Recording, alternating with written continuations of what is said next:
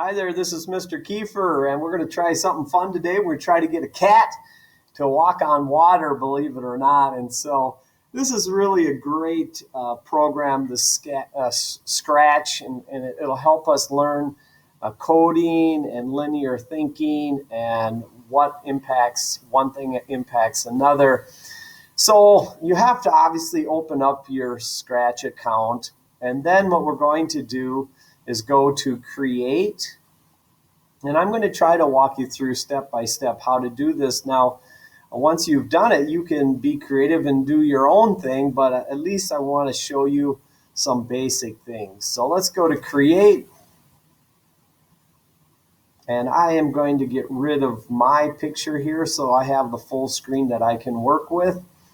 Okay, so you see that they give us this sprite right here, which is a cat. But it's just like if we had the cat going across here, it'd be like walking on a cloud or in the sky. And we don't want that. We want the cat to walk on water.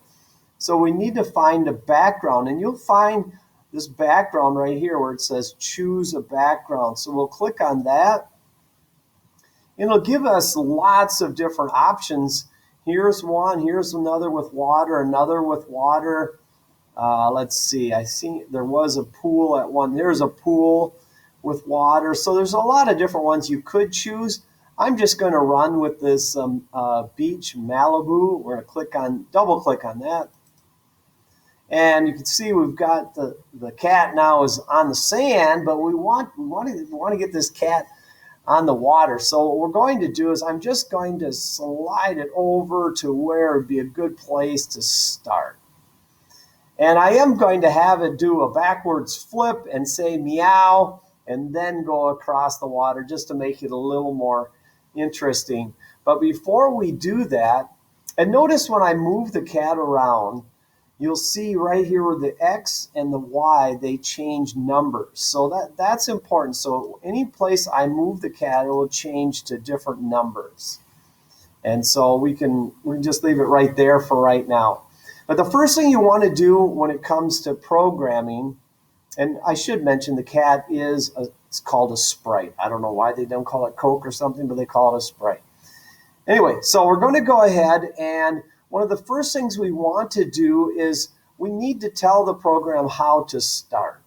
And so we'll go to events, which they are yellow, and we'll go to the very top one, and it says when the green flag is checked. That's when the program will start. So it's referring to this green flag up here. Now we do want to establish a starting point for the cat.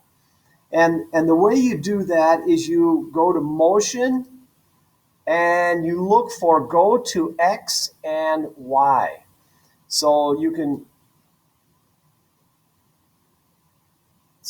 have it go wherever it is. It'll go to X and Y.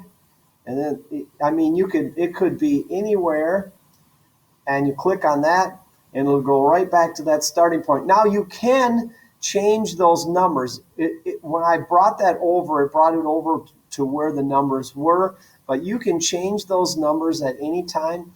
As a matter of fact, if you wanted to get the cat right closer to the beach right there, and you notice it's negative 114 by 95, you can go ahead and just change those numbers to a negative 114. And then you can put, well, it's got 98, but we can go 95 on there as well. And so that will be the starting point. So wherever it is, you hit the start, it'll start right there. It'll bring it right back to that starting point. So this is good. So now we've got the cat or the sprite in the right place. And now we want to get it to turn all the way around. Now, you could just say 360 degrees, but if you did that, it would go so fast you wouldn't even be able to tell it's turning. So it's important to use this control mechanism. And we've got a repeat function in there, which is nice. And we'll want it to repeat 24 times. It's got 10 down there, but you want to change that to 24. And then we'll want to go to motion. And I like the cat to do a back flip. Now, you could have it do a front flip, but I'm going to pull that at 15 degrees, slide it right in there. And so basically it's going to repeat this 15 times. Let's see what it ends up looking like. Let's hit the green flag, see what happens. Nice, so it's flipping all the way around and it's going slow enough that you can actually see it. Okay, so the next thing I want to do is go to sound because I want it to go meow. So let's just play the sound until it's done. So we'll just let it play its sound until it's done. Let's see what that does. Perfect, that's great. And so now we are going to go ahead and use this repeat function. Whoa, let me go with repeat and slide that over. And this time we wanted to repeat all 25 times. And what we'll want to do is put a motion in there and move 10 steps 25 times. Now we could move it 250 steps and then it'd be like really fast, go straight across. I don't think we really want to do that. We want to repeat this so that it goes across a little bit slower.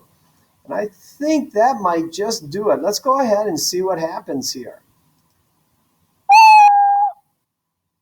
Nice, it goes all the way across. It could actually go a few more. It could go a little bit farther. So let's repeat this. Instead of 25 times, let's just try 30 and see what happens. Let's click the flag. There, it goes further across. So that's because I repeated these steps, so I had to go, I don't know, what was it before? Whatever it was before, 5 more times. So I had to go 50 more steps, and so it went across a little bit further. Now, before you go off and do something else, you want to give this a title. So you'll say, let's call it Cat Walking on Water. So we'll do Cat Walking on Water, and then we'll want to make sure to save now. So you'll save it. And then it says that the project is saved. And then you'll want to be sure to share it so that I can see it and give you credit for you doing this particular project. So let's go ahead and share that. And once it's been shared, congratulations, it will say sharing your project. Other people can now try it out and give comments and remix it. So you're going to share that with me, and then I will be able to give you credit for the work that you have done. So I hope this was helpful. Of course, if you have any questions, you're welcome to ask those when we get together on Google Meet. But hopefully this will help you get started. Have a great day. Bye.